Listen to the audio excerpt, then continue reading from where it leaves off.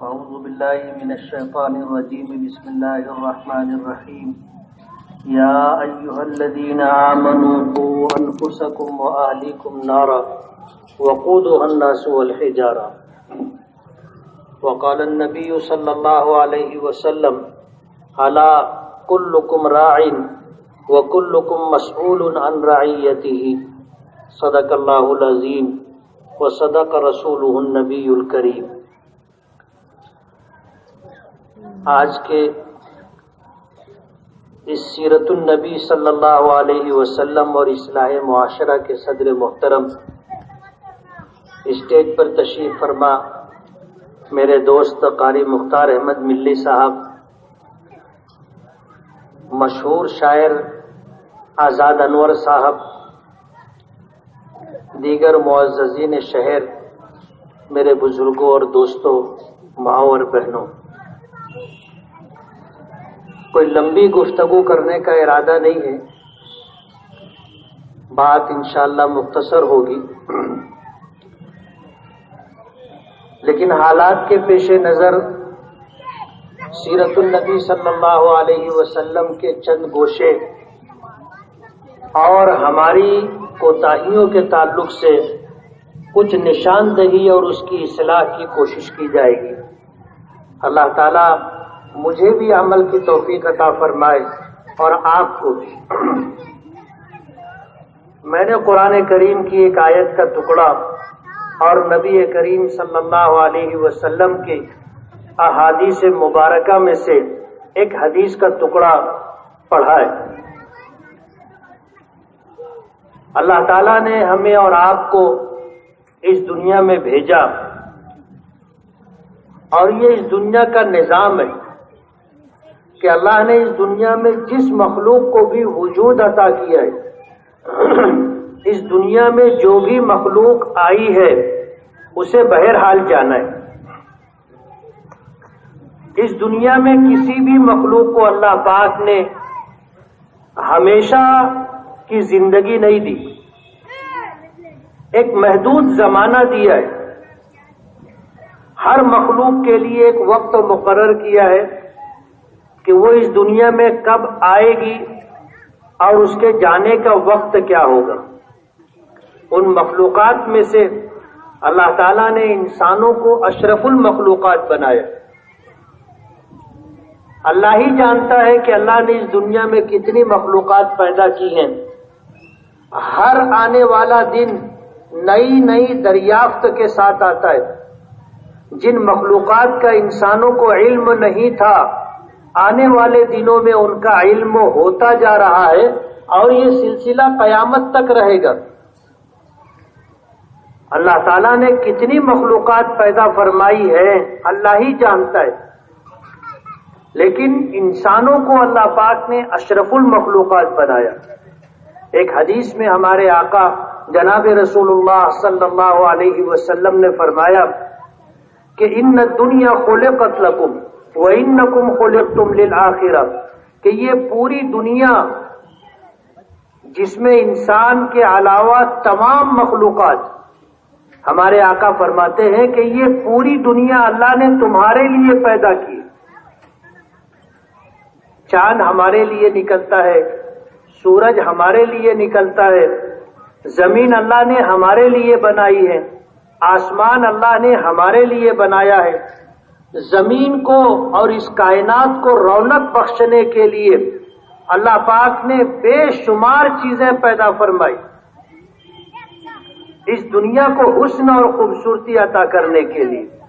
میں ان چیزوں کا تذکرہ کر کے بات لمبی نہیں کرنا چاہتا. ستارے جگمگاتے ہیں اس دنیا کو روشنی اور خوبصورتی دینے کے لیے. سبزہ زار،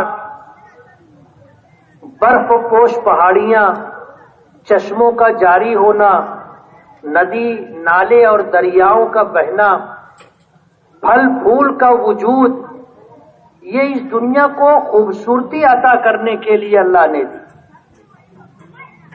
اور ان مخلوقات کے وجود کا مقصد ہی وہی ہے. یہ پوری کائنات اللہ نے ہمارے لیے پیدا کی، اور ہمارے تعلق سے اللہ کے نبی صلی اللہ علیہ وسلم نے فرمایا کہ اللہ نے تمہیں آخرت کے لیے پیدا کیا. یہیں سے مفسرین نے اور شارحین نے وہ باتیں ارشاد فرمائی ہیں جو اختصار کے ساتھ میں کہنا چاہوں گا کہ ہم لوگوں کے دنیا میں آنے کا ایک خاص مقصد ہے. اللہ تعالیٰ حکیم ہے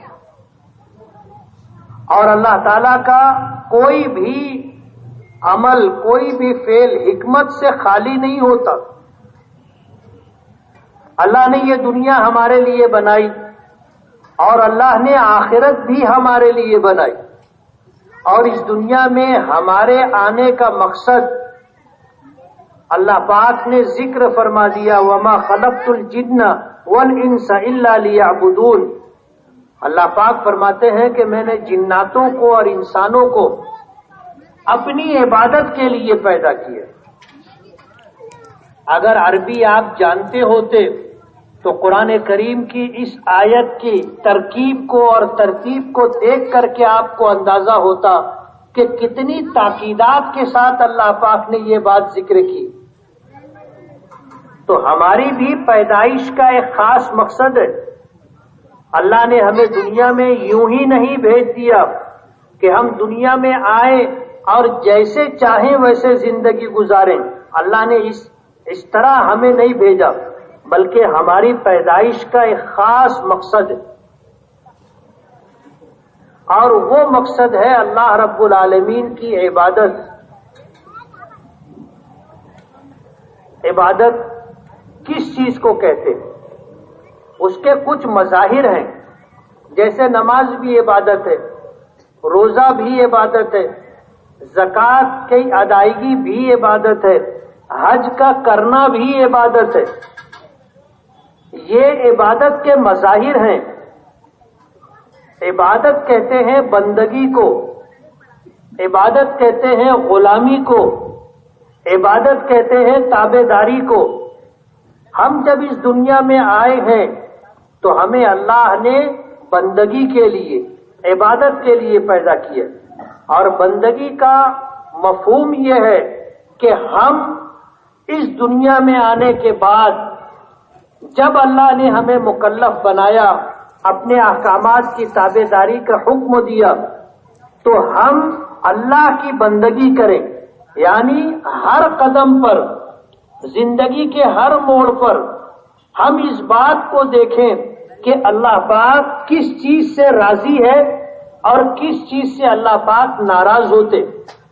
اللہ تعالیٰ کی رضا تلاش کرنے کے لیے جو اعمال کیے جاتے ہیں ان کو عبادت کہتے، اور اللہ تعالیٰ جن چیزوں سے ناراض ہوتے ہیں ان چیزوں کا اختیار کرنا اللہ سے بغاوت ہے،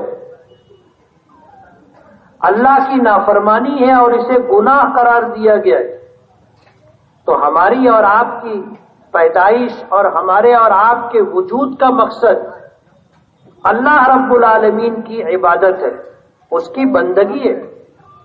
اللہ کا بے پناہ کرم اور احسان ہے کہ اللہ تعالیٰ نے ہمیں ایمان کی دولت عطا کی، ہمیں مسلمان بنایا. اس دنیا میں ہم سے بہت اچھے لوگ اس دنیا میں ہیں، جن کو اللہ نے ہم سے زیادہ خوبصورتی عطا کی، ہم سے زیادہ طاقت و توانائی عطا کی، ہم سے زیادہ مال اللہ پاک نے ان کو دیا. اللہ پاک نے فہم و فراست، عقل و دانش، سمجھ اور بوجھ ہم سے زیادہ اللہ پاک نے ان کو عطا کی. لیکن اللہ نے ہمیں ایمان عطا کیا. نہ جانے کتنے ہم سے اچھے لوگ ہیں، اللہ نے ان کو ایمان نہیں دیا.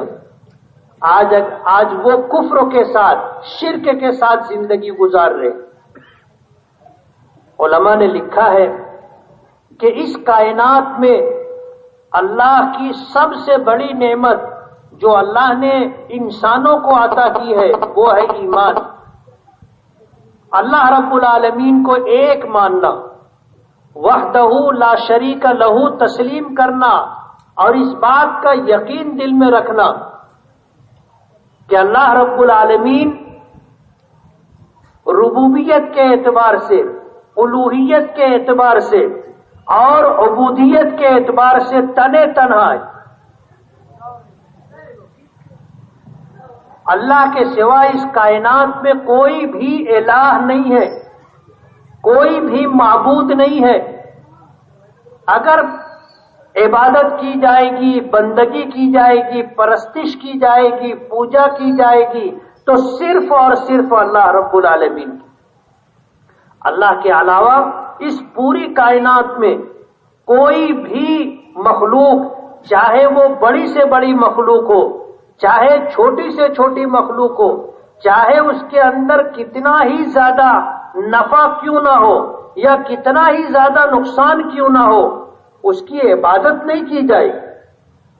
آج غیروں کو آپ دیکھو گے، جس چیز کے اندر ان کو نفع نظر آتا ہے اس کی پوجا شروع کر دیتے ہیں، اور جس چیز سے ان کو نقصان ہونے کا اندیشہ ہوتا ہے اس کی بھی پوجا کرتے ہیں۔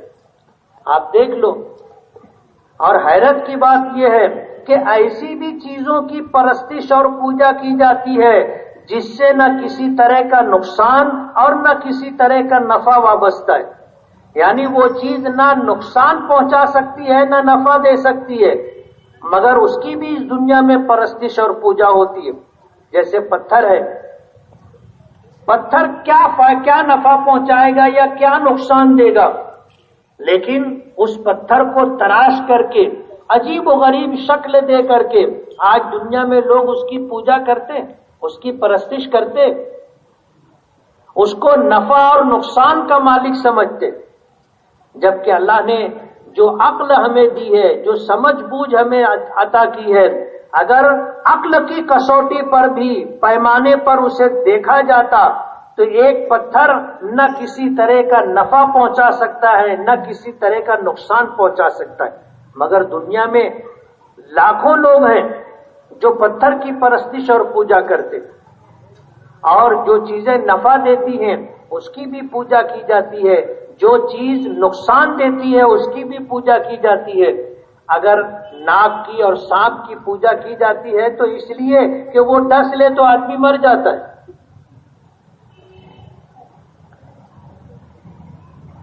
بہت سارے درختوں کی پوجا کی جاتی ہے،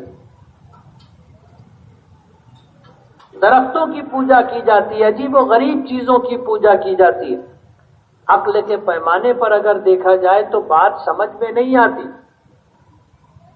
لیکن اللہ جن کو ہدایت دیتا ہے وہی اس بات کو سمجھ سکتے ہیں۔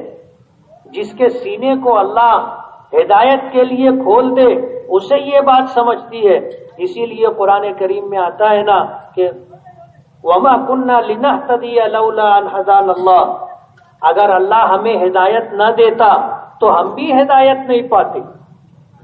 تو اس کائنات میں اللہ کی بہت بڑی نعمت ایمان کی دولت ہے جو اللہ پاک نے ہمیں عطا کی، اور یہ نعمت اللہ پاک نے بغیر کسی مشقت کے دے دی، بغیر کسی قربانی کے اللہ نے یہ نعمت عطا کر دی۔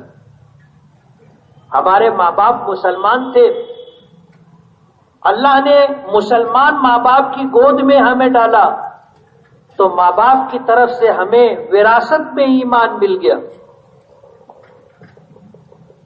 ہم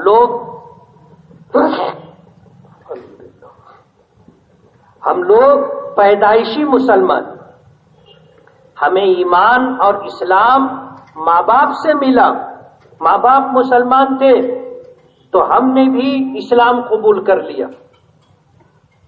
حدیث پاک میں آتا ہے، بخاری شریف کی روایت ہے، نبی کریم صلی اللہ علیہ وسلم نے فرمایا کل مولود یولد علی الفطرہ، ہر بچہ دین فطرت پر پیدا ہوتا ہے، فابواہ یہودانہ او ینصرانہ او یمجسانہ او کما قال علیہ الصلاۃ والسلام، ہر بچہ دین فطرت پر پیدا ہوتا ہے۔ ماں باپ اگر یہودی تھے تو اپنے بچوں کو یہودی بنا لیتے، ماں باپ نصرانی عیسائی تھے تو اپنے ماں باپ اپنے اولاد کو عیسائی بنا لیتے، اور اگر مجوسی اور آتش پرست ہو تو اپنے بچوں کو مجوسی اور آتش پرست بنا دیتے، اور مسلمان ہو تو اپنے بچوں کو مسلمان بنا دیتے۔ اللہ نے ہم پر کرم کیا، احسان کیا کہ اللہ تعالیٰ نے اس دنیا میں، اس کائنات میں اللہ کی جو سب سے بڑی نعمت تھی ایمان، اللہ نے ہمیں اب ہمارے ماں باپ کے صدقے میں ماں باپ کے طفیل میں اللہ نے ہمیں ایمان عطا کر دیا، ورنہ آج بھی ہم میں سے کتنے لوگ ہیں جنہیں ایمان کیا ہے اس کی خبر نہیں ہے، کس چیز کو ایمان کہا جاتا ہے پتہ نہیں ہے۔ لیکن اللہ نے ہمیں ایمان کی دولت عطا کی ہے، اگرچہ ہمیں پتہ نہیں ہے کہ ایمان کیا ہے۔ ایمان کہتے ہیں ماننے کو، ایمان کہتے ہیں ماننے کو کہ اللہ کو ایک مانا جائے، نہ اس کی ذات میں کوئی شریک، نہ اس کی صفات میں کوئی شریک۔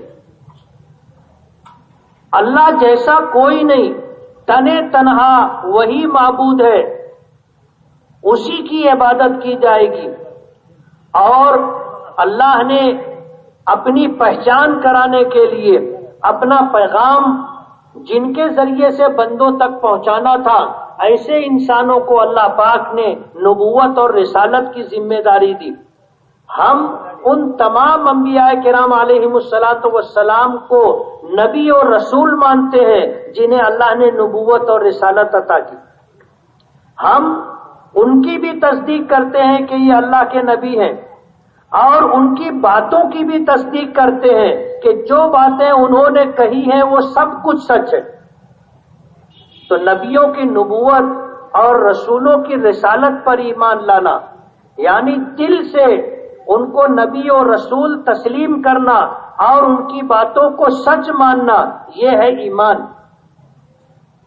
اور اسی کے ساتھ پھر فرشتوں کے وجود پر، قرآن کریم کے کتاب الہی ہونے پر، اچھی بری تقدیر پر، مرنے کے بعد دوبارہ زندہ ہونے پر، جنت اور جہنم کے وجود پر، اللہ کی بارگاہ میں پیشی پر، حساب و کتاب ہونے پر، عذاب قبر کے ہونے پر یقین رکھنا، یہ ایمان کہلاتا ہے۔ اور اسلام کہتے ہیں تابعداری کو، فرما برداری کو۔ اسلام کہتے ہیں تابعداری و فرما برداری کو، یعنی ایمان ماننے کا نام ہے، کرنے کا نام نہیں ہے۔ اور اسلام کرنے کا نام ہے۔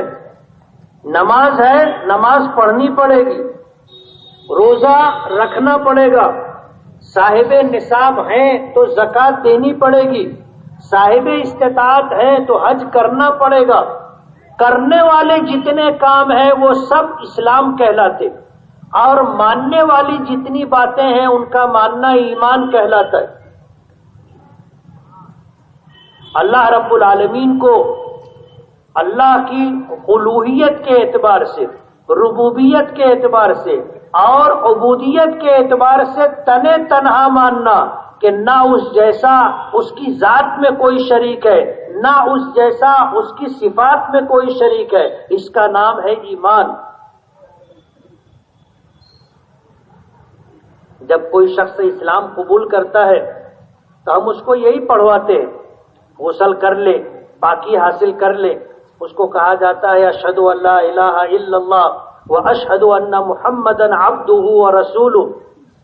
وہ یہ کہے کہ میں اس بات کی گواہی دیتا ہوں کہ اللہ کے سوا کوئی الہ نہیں ہے، کوئی عبادت کے لائق نہیں ہے، عبادت صرف اسی کی جائے گی، اور اس کائنات میں اسی کا حکم چلتا ہے، اسی کی پرستش کی جائے گی۔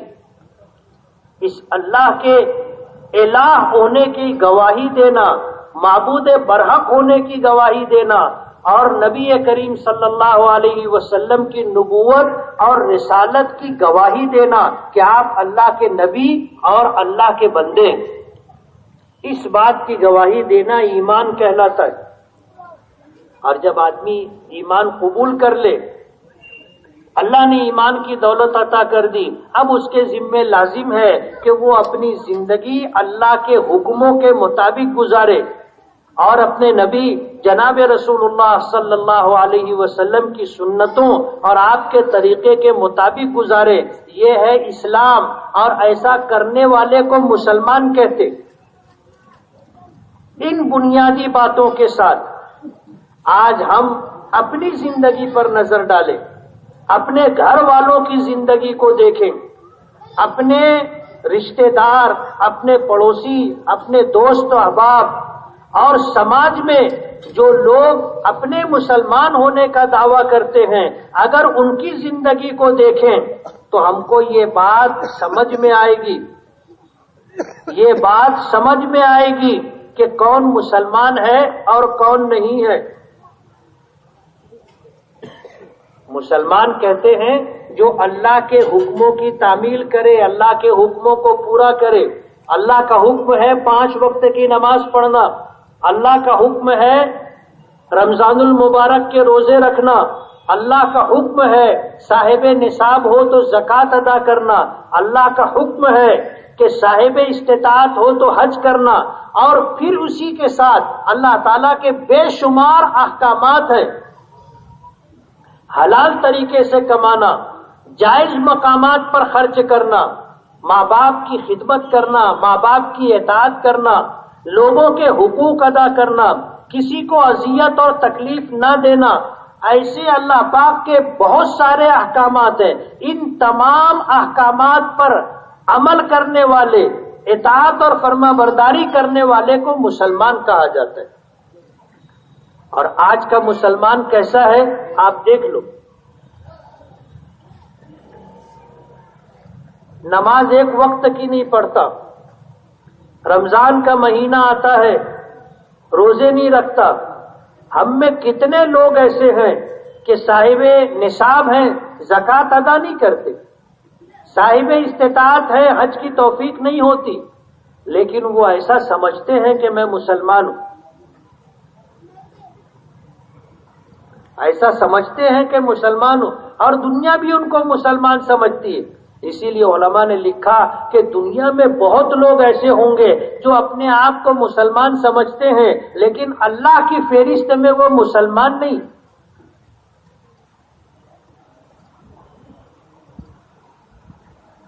صرف مسلمانوں جیسا نام رکھ لینا اور پھر اس کے بعد من مانی زندگی گزارنا، مسلمان اس کو نہیں کہتے۔ لیکن آج آپ اگر معاشرے پر، سماج پر نظر ڈال کر کے دیکھو گے تو بہت بڑی تعداد ایسے لوگوں کی ملے گی آپ کو کہ جو اپنے آپ کو مسلمان سمجھتے ہیں لیکن اللہ کے کسی حکم کو پورا نہیں کرتے، اور اس خوش فہمی میں ہے کہ ہم مسلمان ہیں۔ قرآن کریم کی آیت میں نے پڑھی، یا ایھا الذین آمنوا قوا انفسکم، اے ایمان والو اپنے آپ کو، واہلیکم اور اپنے گھر والوں کو جہنم کی آگ سے بچاؤ۔ اپنے آپ کو، اپنے گھر والوں کو جہنم کی آگ سے بچاؤ۔ اور جہنم کا ایندھن یعنی جو چیز اس میں جلائی جائے گی وہ کیا ہے؟ فرمایا وقودها الناس والحجارہ، کہ جہنم میں جلائی جانے والی چیز پتھر اور لوگ، ہم جیسے لوگ، وقودها الناس والحجارہ۔ ہم دنیا میں آگ جلاتے ہیں تو اس میں لکڑی جلائی جاتی ہے اور بھی چیزیں جلائی جاتی ہیں۔ قیامت میں جہنم میں پتھر ہوگا، پتھر جلایا جائے گا، اور اس میں ہم جیسے لوگ جلائے جائیں گے جنہوں نے دنیا میں ایمان قبول نہیں کیا اور جنہوں نے اللہ کے حکموں کی تابع داری اور فرما برداری نہیں کی، دنیا میں آئے ایمان سے محروم رہے، دنیا میں آئے من مانی زندگی گزاری، اللہ کے حکموں کو پورا نہیں کیا۔ اللہ پاک نے فرمایا اپنے آپ کو جہنم کی آگ سے بچاؤ۔ سب سے پہلا ذمہ اگر کسی انسان کے سر آتا ہے تو وہ اپنے آپ کو جہنم کی آگ سے بچانا۔ جہنم کی آگ سے بچانے کا مطلب یہ ہے کہ آدمی ایمان قبول کرے۔ ایمان کیا ہے میں نے آپ کو بتایا، اس بات کا یقین دل میں ہو کہ اللہ ایک ہے، تمام انبیاء کرام علیہم الصلاۃ والسلام اللہ کے ایسے بندے ہیں جنہیں اللہ نے نبوت اور رسالت پر فائز فرمایا. ہم ان کو نبی اور رسول مانتے ہیں اور ہم ان کی ہر بات کو سچ مانتے ہیں اور تصدیق کرتے. اس کو ایمان کہا جاتا ہے. جتنی چیزوں کا میں نے تذکرہ کیا تھا ان تمام چیزوں کا ماننا ایمان ہے. جب کوئی شخص ان تمام چیزوں کو مان لیتا ہے تو اب اس کے لیے آگے کی زندگی یہ ہے کہ وہ اللہ کے حکموں کو پورا کرے. یہ ہے دنیا میں آنے کا ہمارا مقصد. دنیا میں ہم کھانے کمانے کے لیے، عیش اور مستی کرنے کے لیے، من مانی زندگی گزارنے کے لیے نہیں آئے. اللہ نے ہمیں دنیا میں بھیجا تو مکلف کیا. مکلف ہونے کا مطلب یہ ہے کہ ہم اللہ کے حکموں کے مطابق زندگی گزاریں گے. ایک قدم بھی اللہ اس کے رسول کی مرضی کے خلاف اپنی چاہت سے نہیں اٹھائیں گے.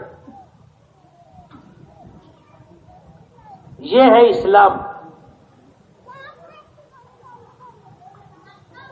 اور یہ بگاڑ ہم میں اس درجہ آ گیا ہے کہ آج بہت کوشش کرنے کے بعد بھی ہمیں کامیابی نظر نہیں آتی. آپ دیکھ لو اپنے گھر میں، اپنے پڑوس میں، اپنی گلی میں، اپنے محلے میں، کہ جو اپنے آپ کو مسلمان سمجھتے ہیں، لوگ جن کو مسلمان سمجھتے ہیں، ان میں سے کتنے لوگ ہیں جو 5 وقت کی نماز پڑھتے ہیں؟ کتنے لوگ ہیں کہ رمضان کا مہینہ آتا ہے تو وہ پورے روزے رکھتے؟ یہ وہ چیز ہے جو ہمیں دکھائی دیتی ہے. 10% لوگ بھی مسلمانوں میں نمازی نہیں ہیں. اور یہ 10% میں بہت زیادہ بول رہا ہوں. آپ اگر محلے کا سروے کرو گے تو محلے میں سروے کرنے کے بعد آپ کو یہ حقیقت دکھائی دے گی کہ آج ہمارے محلے میں 5% لوگ بھی نمازی نہیں ہیں. یعنی 100 میں سے 5 لوگ بھی 5 وقت کی نماز نہیں پڑھتے. اور ہماری سمجھ یہ ہے کہ ہم سب مسلمان. اسی لیے یہ کہا گیا ہے کہ دنیا میں ایسے بہت سارے لوگ ہیں جو اپنے آپ کو مسلمان سمجھتے ہیں، لوگ ان کو مسلمان سمجھتے ہیں، لیکن اللہ کی فہرست میں ان کا نام مسلمانوں کی فہرست میں نہیں ہے.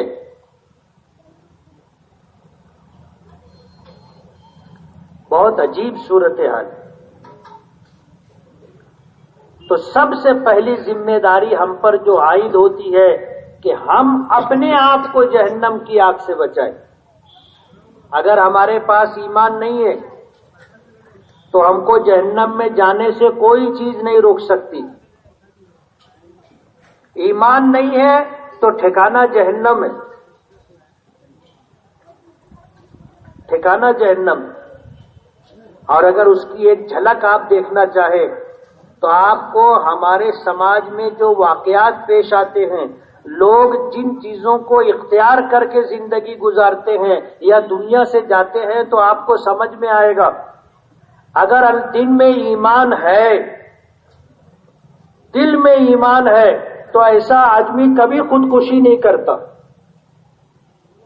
اس لیے کہ ایمان نام ہے ماننے کا، اور جن چیزوں کو ماننا ہے ان میں والقدر خیرہ وشرہ من اللہ تعالی، کہ تقدیر اچھی ہو یا بری یہ اللہ پاک کی طرف سے اللہ نے طے کر دیا. ہر ایک کے ساتھ کیا حالات پیش آئیں گے. دل میں ایمان ہوتا ہے. جب ہم پر کوئی برا وقت آتا ہے، برے حالات آتے ہیں، تو ایمان اندر سے یہ آواز دیتا ہے اور یہ بات ہمیں سجھاتا اور سمجھاتا ہے کہ یہ اللہ کا فیصلہ ہے. اور برے سے برے حالات میں اگر دل میں یہ بات جاگ گئی کہ یہ اللہ کا فیصلہ ہے تو آدمی کبھی بھی خودکشی نہیں کرتا، کبھی بھی خودکشی نہیں کرتا۔ یہ سوچ اور دل میں اس بات کا آ جانا یا کسی بندے کا اس کے سامنے یہ جملہ کہہ دینا کہ یہ تقدیر ہے، یہ نصیب کی بات ہے، یہ اللہ کا فیصلہ ہے، تو وہ آدمی کبھی بھی خودکشی نہیں کرے گا۔ آج ہمارے سماج اور معاشرے میں خودکشی کے واقعات بڑھتے جا رہے ہیں۔ ابھی پچھلے دنوں آپ نے اخبارات میں پڑھا ہوگا کہ پانی کی ٹانکی پر ایک شخص چڑھا اور وہاں سے نیچے کود گیا، انتقال ہو گیا۔ یہ خودکشی ہے۔ حدیث پاک میں آتا ہے کہ خودکشی کرنے والا ہمیشہ ہمیشہ جہنم میں رہے گا، ہمیشہ ہمیشہ جہنم میں رہے گا، خالدن مخلدن فیہا، ہمیشہ ہمیشہ جہنم میں رہے گا۔ یعنی حدیث پاک کے ظاہری الفاظ یہی بات بتاتے۔ علماء نے تفصیل کی کہ اگر وہ اس چیز کو جائز سمجھتا تھا کہ خودکشی کی جا سکتی ہے تو وہ ہمیشہ ہمیشہ جہنم میں رہے گا، اور اگر اس کے دل میں بات یہ تھی کہ خودکشی کرنا حرام ہے اور اس یقین کے باوجود اس نے خودکشی کر لی تو وہ ہمیشہ ہمیشہ جہنم میں نہیں رہے گا۔ گناہ کبیرہ کا ارتکاب کیا ہے، اس کی سزا بھگت لینے کے بعد پھر اللہ پاک اس کو جنت میں پہنچائیں گے۔ یعنی کسی بندے کے دل میں اگر ایمان ہے، چاہے وہ ایمان رائی کے دانے کے برابر ہو، چاہے وہ ایمان ایک ذرے کے برابر ہو، وہ اسے جہنم میں رہنے نہیں دے گا، اسے جہنم سے نکال کر کے جنت میں لے کر کے آئے گا۔ ایمان ضروری ہے، اور اگر اسلامی احکامات پر عمل کرنے میں ہم سے کوتاہی ہوئی ہے تو پھر ہوگا یہ کہ اللہ چاہیں گے تو سزا دیں گے، اللہ چاہیں گے تو معاف کر دیں گے۔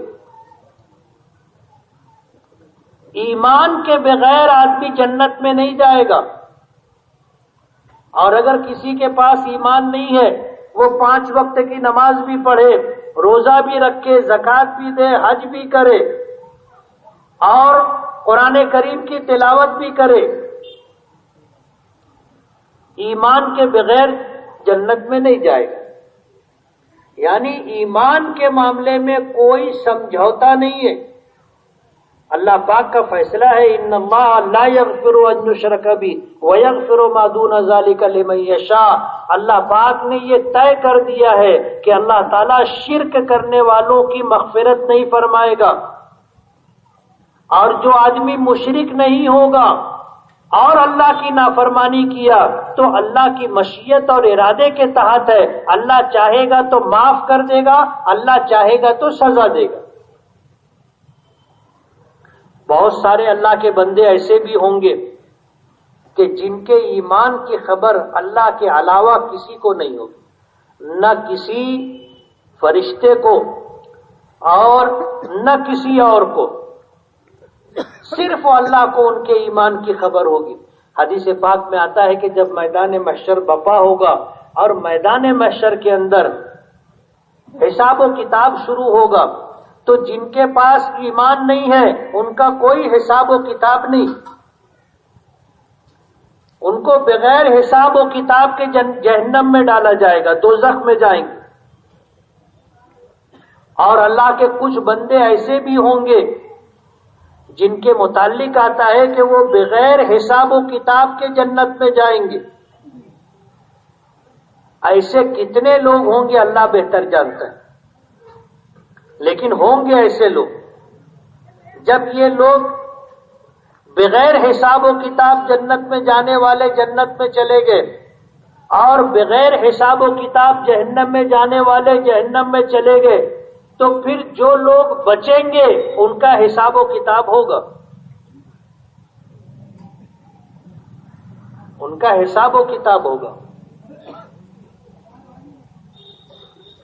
تو معلوم یہ ہوا کہ اہل ایمان کا حساب و کتاب ہوگا، جو مشرک ہیں، جو کافر ہیں، جن کے پاس ایمان نہیں ہے ان کا حساب و کتاب نہیں ہوگا کہ تم نے 5 وقت کی نماز پڑھی تھی کہ نہیں پڑھی تھی، رمضان کے روزے رکھے تھے کہ نہیں رکھے تھے۔ وہ کہیں گے ہم مسلمان ہی نہیں تھے، ہمارے پاس ایمان ہی نہیں تھا تو نماز کیوں پڑھیں گے، روزہ کیوں رکھیں گے۔ اس لیے علماء نے لکھا ہے کہ 3 طرح کے لوگ ہوں گے، بغیر حساب و کتاب جنت میں جانے والے، اور دوسرے بغیر حساب و کتاب جہنم میں جانے والے، اور تیسرا وہ طبقہ جن کے پاس ایمان ہے لیکن ان کا حساب و کتاب ہوگا، اور حساب و کتاب کے بعد اللہ پاک چاہیں گے تو انہیں جنت میں بھیج دے، اور اللہ پاک چاہیں گے تو ان کو جہنم میں ڈالے۔ اور اگر یہ لوگ جہنم میں گئے تو جتنے ان کے گناہ ہیں جن پر اللہ پاک نے پکڑ کی، گرفت فرمائی، مواخذہ فرمایا، اس کے بقدر وہ لوگ جہنم میں رہیں گے، اور جب وہ سزا پوری ہو جائے گی پھر ایمان ان کو جنت میں لے کر کے آئے گا۔ میدان محشر میں وہ لوگ جن کے پاس ایمان تھا اور جن کا حساب و کتاب ہونا ہے، ایسے لوگوں کے بارے میں سب سے پہلے ہمارے آقا جناب رسول اللہ صلی اللہ علیہ وسلم سفارش فرمائیں گے، شفاعت فرمائیں گے۔ تو اللہ پاک اپنے محبوب نبی کی شفاعت قبول کرتے ہوئے، سفارش قبول کرتے ہوئے ان کو جنت کا داخلہ عطا فرمائے، اور پھر یہ شفاعت کرنے والوں کا سلسلہ ہوگا۔ علماء لوگوں کی سفارش کریں گے۔ حدیث پاک میں آتا ہے کہ ایک عالم جس نے قرآن و حدیث کا علم حاصل کرنے کے بعد قرآن و حدیث پر عمل کرتے ہوئے زندگی گزاری، اللہ تعالیٰ اس کو یہ حق دیں گے کہ وہ 70 لوگوں کی سفارش کر سکے۔ اللہ اس کی سفارش 70 لوگوں کے بارے میں قبول فرمائیں گے۔ حافظ سفارش کرے گا۔ حدیث پاک میں آتا ہے کہ جس نے قرآن پاک حفظ کیا اور اخیر دم تک اسے یاد رکھا، قرآن کریم کی تلاوت کرتا رہا، تو وہ اپنے خاندان کے 10 لوگوں کی سفارش کرے گا، اور اس کی سفارش اللہ پاک 10 لوگوں کے بارے میں قبول فرمائیں گے، اور جن کے بارے میں سفارش کرے گا اللہ ان کو جنت میں بھیج دے گا۔ اسی طرح سفارش کرنے والوں کا سلسلہ ہوگا، نیچے تک جائیں گے۔ حدیث پاک میں آتا ہے کہ ایسے لوگ بھی سفارش کریں گے جن کو زندگی میں ہم نے کپڑا پہنایا، بھوکے تھے ہم نے کھانا کھلایا، پیاسے تھے ہم نے پانی پلایا، ضرورت مند تھے ہم نے ان کی مدد کی، راستہ بھٹکے ہوئے تھے راستہ پوچھا تو ہم نے ان کو راستہ بتایا۔ ایسے لوگ بھی کل قیامت کے دن اللہ کی بارگاہ میں پہنچیں گے اور سفارش کریں گے کہ اللہ اس بندے نے دنیا میں مجھے کپڑا پہنایا تھا، میں بھوکا تھا اس نے مجھے کھانا کھلایا تھا، میں پیاسا تھا اس نے مجھے پانی پلایا تھا، میں بیمار تھا اس نے میری عیادت کی تھی، اللہ اسے معاف کر دے۔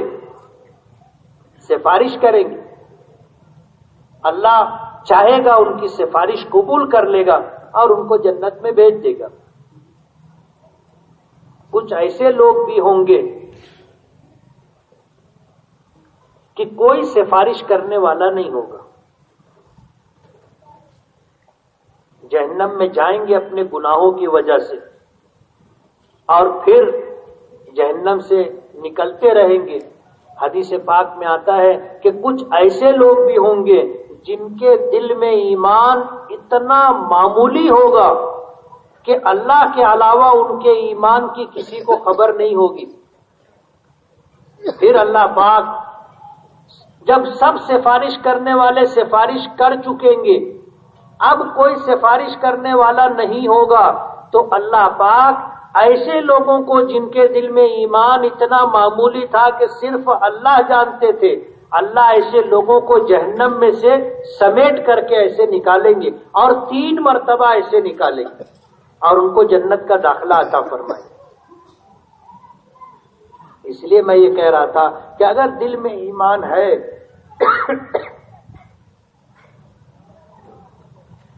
چاہے وہ ایمان رائی کے دانے کے برابر ہو، معمولی ایمان بھی ہو، تو کبھی نہ کبھی آدمی جنت میں آئے گا۔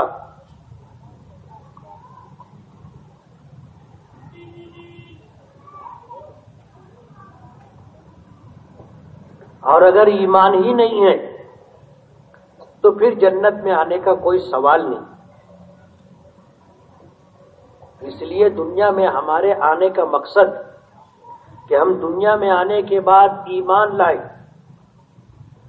ایمان لانے کے بعد اسلام پر عمل کریں۔ ایمان اور اسلام، ایمان ماننے کا نام ہے۔ جب ہم نے اللہ کو، اللہ کے نبی کو، قرآن کریم کو، فرشتوں کو، اچھی بری تقدیر کو، آخرت کو، مرنے کے بعد دوبارہ زندہ ہونے کو، جنت اور جہنم کو ہم نے مان لیا، اس کا نام ایمان ہے۔ مان لیا تو ہمارے پاس ایمان ہے۔ اب اس کے بعد ہمیں عمل کرنا ہے۔ جو دین اللہ نے ہمیں عطا کیا ہے، دین اسلام، اس پر ہم عمل کریں گے تو ہم مسلمان ہوں گے۔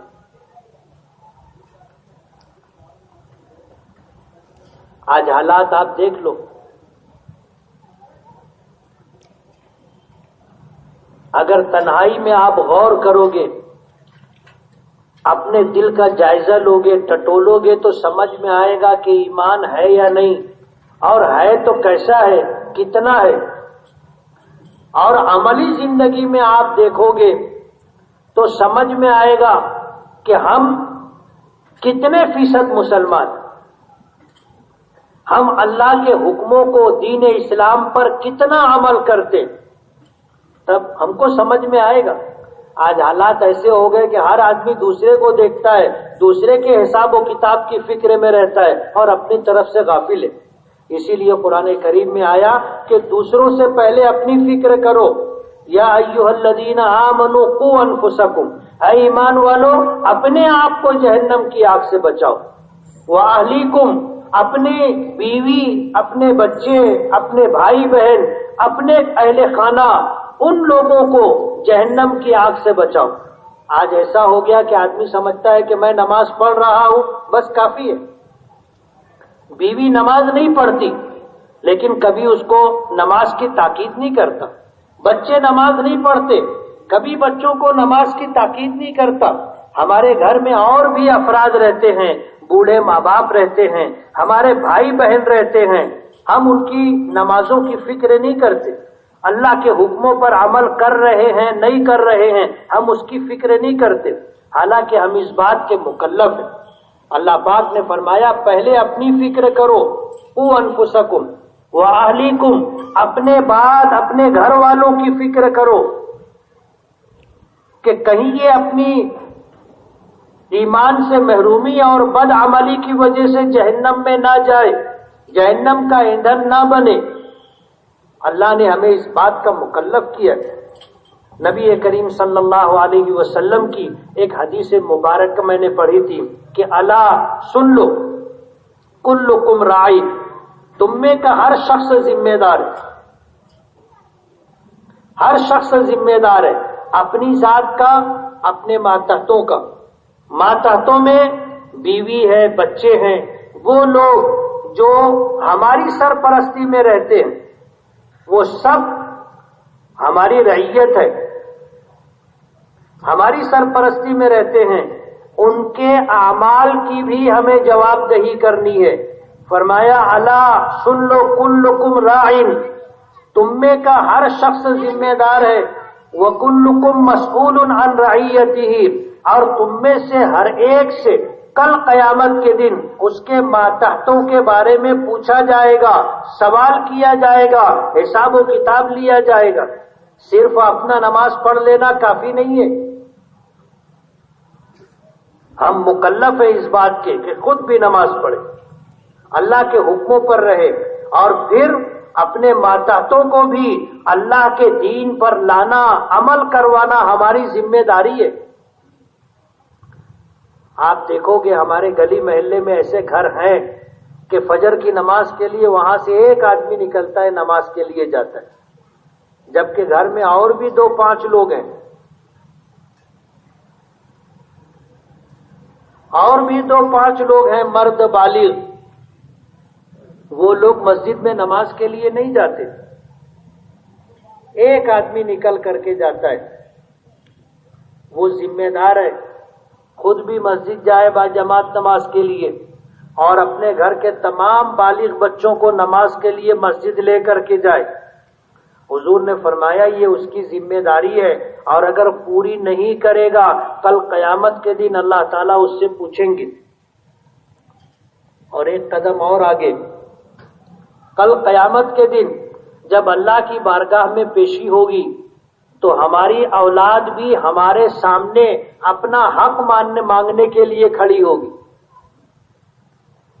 جن کے لیے، جن کے آرام کے لیے، جن کے راحت کے لیے ہم نے اچھا گھر بنایا، اچھا کاروبار کھڑا کر کے دیا، جن کے لیے اچھا بینک بیلنس ہم چھوڑ کر کے گئے، زمین جائیداد چھوڑ کر کے گئے، ہم سمجھ رہے کہ ہماری اولاد راحت میں رہے گی، دنیا میں ہمارے چھوڑے ہوئے مال سے اس نے راحت تو اٹھائی، لیکن ہم نے اس کو نمازی نہیں بنایا تھا، ہم نے اسے اللہ کے حکم کی تابعداری نہیں سکھائی تھی۔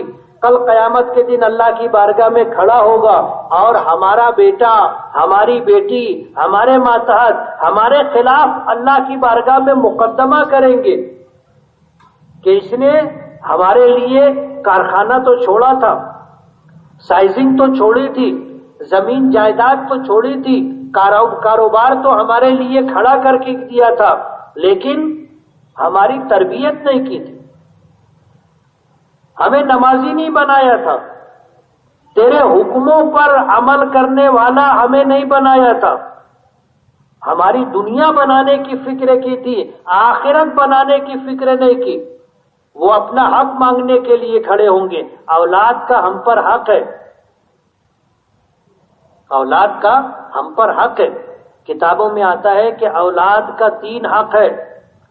پہلا حق تو یہ ہے کہ جب وہ پیدا ہو تو اسے غسل دیا جائے، اس کے سیدھے کان میں اذان دی جائے، بائیں کان میں اقامت کہی جائے، اس کی تہنیک کی جائے، یعنی کسی نیک مسلمان کا چبایا ہوا کھجور کا لعاب یا جو چبایا ہوا ہوتا ہے اس کا تھوڑا سا حصہ اس کے تالو میں لگایا جائے، یعنی بچے کے پیٹ میں پہلی جو غذا جائے وہ کسی نیک آدمی کا جھوٹا ہو، جس کو تہنیک کہتے ہیں۔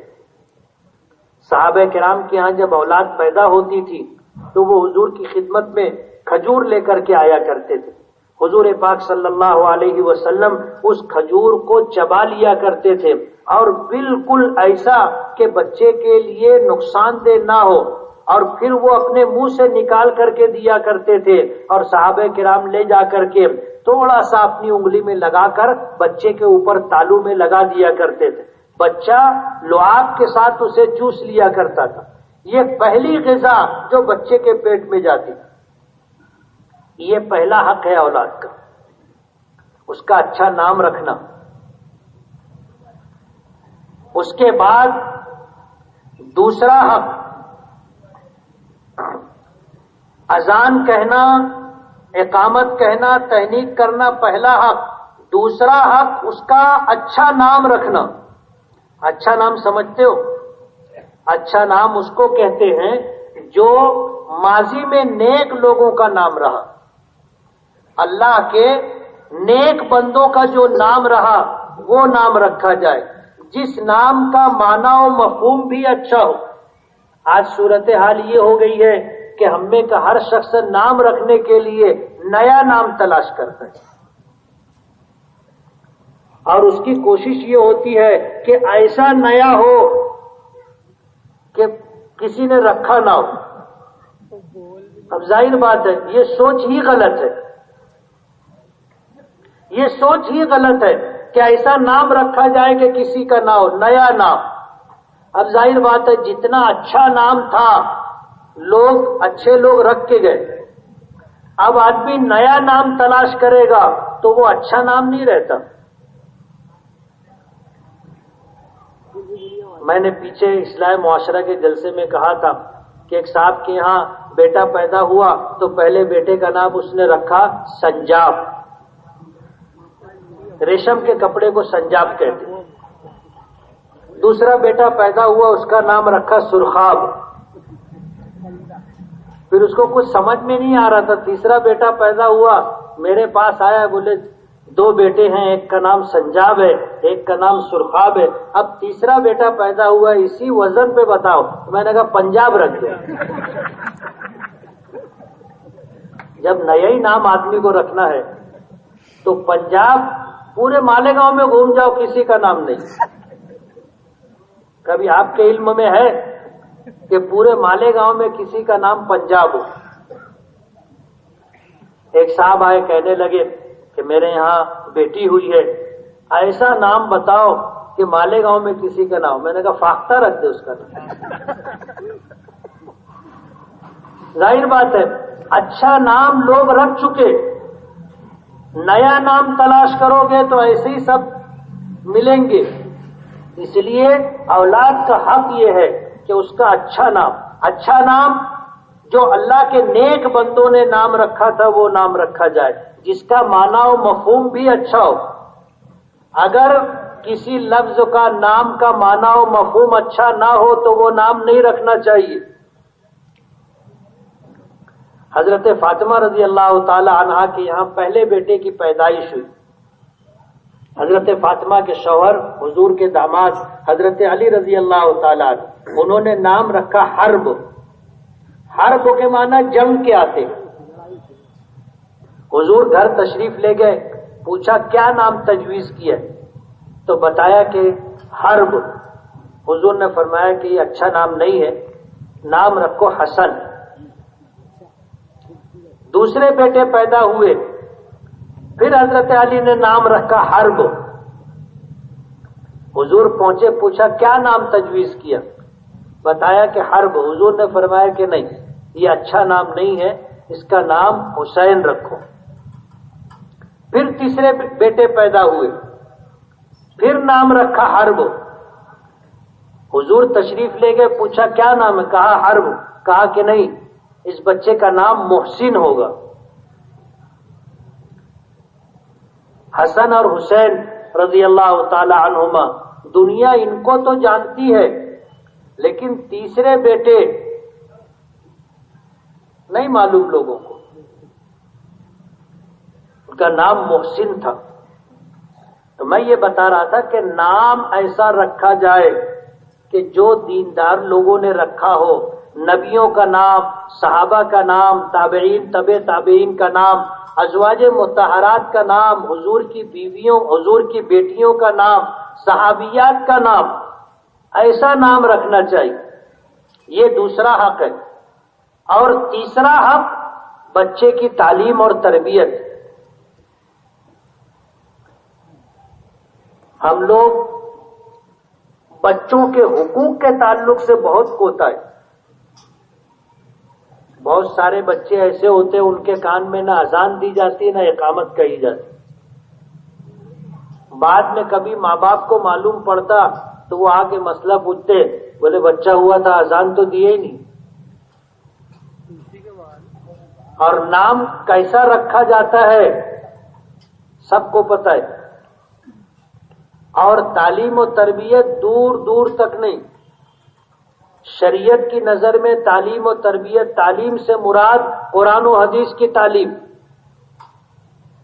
ڈاکٹر بنانا، انجینئر بنانا، پروفیسر بنانا اور دنیاوی عصری درسگاہوں، کالجوں، یونیورسٹیوں سے ڈگری دلا دینا، شریعت کی نظر میں یہ تعلیم نہیں ہے۔ تعلیم اسے قرآن پڑھنا آتا ہو، تعلیم اسے نبی کریم صلی اللہ علیہ وسلم کے ارشادات کا علم ہو، اور بچے کی تربیت کہ ایک مسلمان کو کیسے زندگی گزارنی چاہیے، یہ بچے کا تیسرا حق ہے۔ یعنی ماں باپ پر بچے کے 3 حق ہے۔ پیدا ہو، اذان و اقامت کہنا، تحنیک کرنا۔ دوسرا حق اس کا اچھا نام رکھنا۔ تیسرا اسے دین کی تعلیم دلانا، اس کی اچھی تربیت کرنا۔ کل قیامت کے دن اولاد کھڑی ہوگی کہ انہوں نے ہماری دینی تعلیم و تربیت کی تو کوئی فکر ہی نہیں کی، ہمارا حق ضائع کیا، ہمارا حق دلاؤ، اور اللہ پاک انصاف کریں گے، ہر حقدار کو اس کا حق دلائیں گے۔ آج اپنی اولادوں کے لیے ہم دنیا بہت چھوڑ کر کے جا رہے اور خوش ہو کر کے جا رہے، یہ ہمارے خلاف کھڑے ہوں گے، مقدمہ دائر کریں گے، اس لیے کہ وہ بھی جائیں گے تو ان کو پتا چلے گا کہ ہمارے لیے جو دولت چھوڑ کر کے گئے تھے وہ ہم بھی چھوڑ کر کے آگے، ہمارے کس کام کی تھی، ساتھ میں تو لے کے آئے نہیں۔ زمین جائیداد چھوڑ گئے تھے، ہم ساتھ میں تو لے کے آئے نہیں۔ سمجھ رہے ہو؟ اس لیے اولاد کے حقوق کی ادائیگی ضروری ہے، اور اسی طرح ماں باپ کا اولاد پر حق ہے کہ ماں باپ کی عزت کریں، ماں باپ کا احترام کریں، ماں باپ کی اطاعت و فرما برداری کریں، ماں باپ کے آگے نہ چلیں، ماں باپ کی آواز پر آواز بلند نہ کریں، ماں باپ کو اذیت اور تکلیف نہ دے۔ ماں باپ اگر ضرورت مند ہو تو کما کر کے ہم ان کی ضرورت پوری کریں، یہ ماں باپ کا حق ہے۔